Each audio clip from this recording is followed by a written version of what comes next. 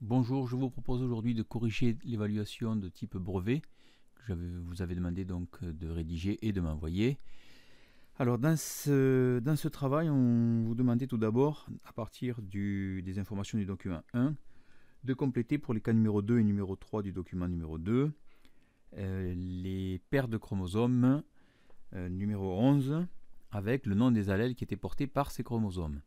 Alors comme nous l'avions déjà fait pour les deux exercices précédents, il est toujours intéressant de se noter au brouillon, sur une petite feuille à côté, les informations données par l'exercice, ce que j'appelle les données de cet exercice. Donc par exemple ici, on commence toujours dans le même ordre. Le caractère étudié, donc, c'est une maladie qui est la drépanocytose, donc une maladie du sang qui provoque des malformations de l'hémoglobine, qui est le pigment donc, qui se trouve à l'intérieur des globules rouges, et qui va déformer le globule rouge, qui normalement est une cellule qui est arrondie, aplatie, et là le globule rouge va prendre une forme de faucille, il va se recroqueviller, et cette maladie provoque un défaut dans le transport du dioxygène. Ce sont les globules rouges qui transportent le dioxygène dans le sang, à tous les organes, et quand on souffre de drépanocytose, on a un problème de transport du dioxygène.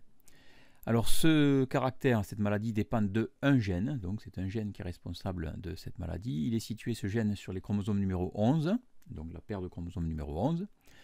Ce gène est décliné sous la forme de deux allèles, il y a deux variations donc pour ce gène, deux allèles. Ces allèles sont appelés HBS, qui correspond à une hémoglobine qui est anormale, qui provoque la drépanocytose, et deuxième gène, HBA, qui est l'allèle normal, qui permet la production d'une hémoglobine normale. Donc, chez les personnes saines, c'est ce gène qui va être dominant, qui va être présent. Alors, une fois que j'ai pris connaissance de ceci, on ne me donnait pas d'informations quant à la dominance d'un allèle sur l'autre. Pas d'informations là-dessus. Et en fait, un des objectifs de l'exercice, c'était de comprendre un peu s'il y avait un allèle qui était dominant, ou les deux, ou pas. Nous allons voir ça. Alors, pour la première question, donc, on nous indiquait que les gens qui souffraient de drépanocytose possédaient deux fois le même allèle, qui était deux fois l'allèle anormal. Donc pour ce gène, qui est en rouge ici, on a l'habitude maintenant, donc on l'a placé ici, le gène, en haut du chromosome, des chromosomes 11, et on a donc deux fois l'allèle HBS. Alors, le deuxième cas présentés, c'était des individus qui avaient la moitié de leurs globules rouges normaux et l'autre moitié qui était en forme de faucille, donc avec une hémoglobine anormale. Ces individus peuvent présenter, on nous disait, des signes d'essoufflement, en particulier lors de séjours en altitude. Alors ici, ces gens, puisqu'ils ont la moitié de l'hémoglobine qui est anormale, on peut penser qu'ils possèdent un allèle anormal, donc HBS, sur un des deux chromosomes 11. Et puisque l'autre moitié est constituée donc de globules rouges normaux, on peut penser qu'ils ont l'allèle HBA, donc qui produit de l'hémoglobine normale. Pour le troisième cas, qui sont des individus qui ont tous leurs globules rouges normaux, donc ils ne sont absolument pas malades, ces individus, eh bien, on peut penser qu'ils ont les deux allèles identiques et les deux allèles HBA qui sont les deux allèles sains, les deux allèles normaux.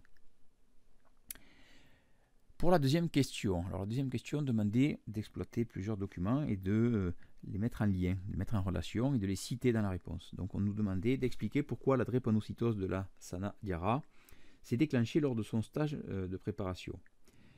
Et il fallait pour ceci ensuite intégrer le dessin de la paire de chromosomes numéro 11 que ce joueur de foot devait posséder. Alors, dans la réponse, j'ai commencé par dire que il est capable d'avoir une activité sportive puisque c'est un footballeur, c'est son métier. Il fait partie de l'équipe de France et ceci est signalé dans le document numéro 3. Donc je vous rappelle que dans ce type de question, on doit toujours appuyer ce que l'on dit sur les informations contenues dans le document en citant les numéros des documents, les références de chaque document. Donc, étant footballeur, il a la capacité d'avoir une activité physique, ce qui m'indique qu'il n'a certainement pas deux allèles HBS, sinon il ne pourrait avoir aucune activité sportive intense. Ceci est indiqué dans le document numéro 2. Mais il a eu un souci donc lorsqu'il est allé s'entraîner en altitude. Sa maladie, donc la drépanocytose, a été un peu plus révélée à ce moment-là. Ceci était donné dans le document numéro 1. Alors il a même été obligé de déclarer forfait et il indique que maintenant ça va mieux, il arrive à gérer cette maladie. On peut donc en déduire que la moitié de ces globules rouges sont normaux et que l'autre moitié donc est constituée de globules rouges falciformes en forme de faucille, donc des globules rouges anormaux. Par conséquent, on peut penser qu'il a déclenché des symptômes de cette maladie en s'entraînant en altitude, parce qu'en altitude, eh bien, le taux de dioxygène présent est disponible et plus faible qu'au niveau de la mer. Du fait de l'altitude, la pression atmosphérique étant plus basse, l'oxygénation est plus compliquée. Vous avez tous expérimenté que lorsque vous commencez à faire un effort aux alentours de 2000 mètres, vous êtes rapidement essoufflé, monter des escaliers, courir. Si on n'est pas trop entraîné, on se rend compte qu'on a du mal à respirer. Donc, voilà pourquoi il a ressenti ces symptômes en altitude. Il possède donc certainement les deux allèles, l'allèle HbA pour l'hémoglobine normale et l'allèle HbS pour une hémoglobine anormale.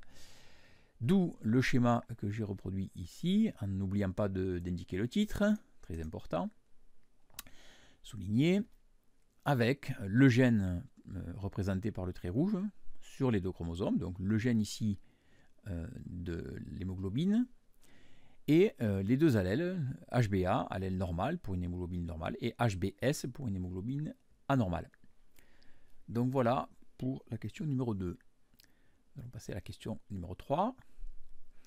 On nous demandait d'expliquer ce que l'on appelle un allèle dominant et un allèle récessif. C'est une question de cours tout simplement. Un allèle dominant, donc c'est une version, une des variations, une des informations possibles pour un gène qui va s'exprimer tout le temps dans le caractère, dans le phénotype. Certains ont trouvé sur internet le mot phénotype, j'ai vu ça dans vos copies. Le phénotype, c'est le caractère. C'est en fait l'expression des allèles portés par le gène. Le phénotype, c'est l'expression des allèles que le gène porte. C'est ce que l'on va constater, ce que l'on va observer. C'est le caractère, pour le dire plus simplement. Donc, un allèle dominant est une version d'un gène qui s'exprime toujours dans le caractère, même s'il est en présence d'un autre allèle qui n'est pas pareil que lui, qui est différent de lui-même.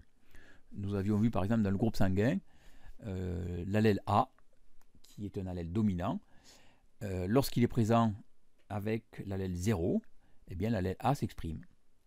Ce qui nous indique donc que c'est bien un allèle dominant. Un allèle récessif, eh bien c'est un allèle qui lui ne s'exprimera pas dans toutes les conditions, il ne s'exprimera que s'il n'est pas en présence d'un autre allèle différent de lui-même. Pour plus concrètement, par rapport au groupe sanguin que nous avions étudié dans l'activité, l'allèle 0 est un allèle récessif. Pourquoi? Eh bien parce que quand il est en présence de l'allèle A ou de l'allèle B par exemple, il ne s'exprime pas dans le caractère. C'est-à-dire que quelqu'un qui possède l'allèle 0 et l'allèle B, il sera du groupe B. Aucune information dans le caractère, aucune information dans le phénotype qui permettra de savoir qu'il possède cet allèle 0. Donc l'allèle récessif ne s'exprime que s'il n'est pas en présence d'un autre allèle différent de lui-même. L'allèle 0 s'exprimera que s'il est présent avec un autre allèle 0 sur les deux chromosomes portant le gène. Alors ici, on nous demandait comment on pouvait qualifier les allèles HbS et HbA.